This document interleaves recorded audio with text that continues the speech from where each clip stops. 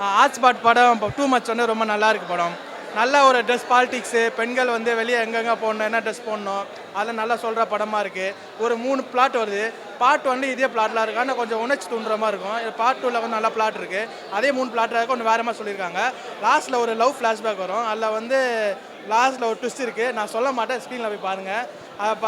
MS Bhaskar அவங்க பையன் ஆதித்யா பாஸ்கர் சூப்பராக பண்ணியிருக்காங்க. ரக்ஷித், பிரியா பாணி சாங் எல்லாம் சூப்பராக பண்ணியிருக்காங்க. மியூசிக்லாம் சூப்பராக இருக்கும். படம் ரொம்ப நல்லா இருக்குது. படம் ரொம்ப காமெடியும் இல்லாமல் ஸ்க்ரீனில் போய் பாருங்கள். எவ்வளோ கிளாஸ் மூமெண்ட், எவ்வளோ காமெடி, அவ்வளோ சிரிப்பீங்க, விழுந்து சிரிப்பீங்க. படம் வேறு லெவல் ப்ரோ. நல்லாயிருக்கு. ஒன்னோட 2 கொஞ்சம் நல்லாயிருக்கு. முக்கியமாக கடைசியாக 3வது கதை சூப்பராக இருந்துச்சு. எல்லாருக்கும் கண்டிப்பாக ரிலேட் ஆகும் 3வது கதை. அப்புறம் எம்எஸ் பாஸ்கர் அவர் நல்லா நடிச்சிருக்காரு. அப்புறம் தம்பிராமையா ஒரு மாதிரி சொசைட்டிக்கு மெசேஜ் சொல்கிற மாதிரி 3 கதையும் அமைஞ்சிருந்துச்சு ப்ரோ. சூப்பராக இருந்துச்சு படம். 3 ஸ்டோரி ஒன்று வந்து அவங்களோட ரியல் ஸ்டோரி மாதிரி போக போகுது. 3மே சூப்பராக இருக்குது ப்ரோ. முக்கியமாக 3வது ஸ்டோரி வந்து சூப்பராக இருக்குது ப்ரோ. படம்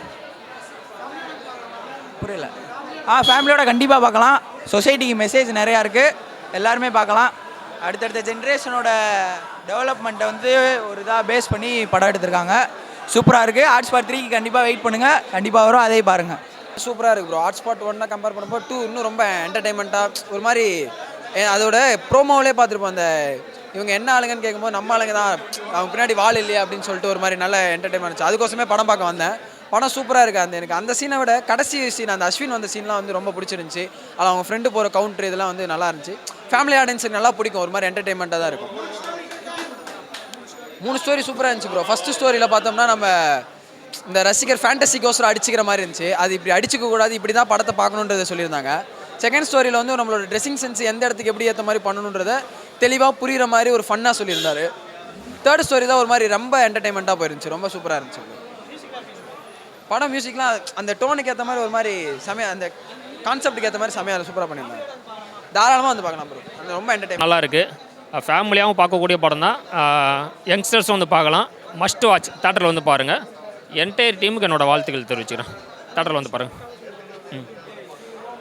ஃபஸ்ட்டு பார்ட்டுலேயும் ஒரு 3 ஜானர் ஸ்டோரி சொன்னாங்க. இப்போ செகண்ட் பார்ட்டு இதுலேயும் ஒரு 3 ஜானரான ஸ்டோரி இருக்குது. 3மே நல்லா இருக்குது.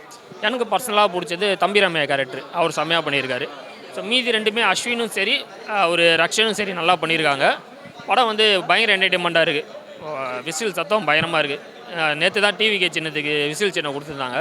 எல்லாம் அந்த விசில் எடுத்துகிட்டு தேட்டருக்கு வந்துட்டாங்கன்னு நினைக்கிறேன். ஆனால் நல்லா விசில் சத்தம் நல்லா இருந்தது. படம் பார்க்கலாம், தேட்டரில் பாருங்கள். Must watch. கண்டிப்பாக ஃபேமிலியோடு வந்து பாருங்கள். Must watch.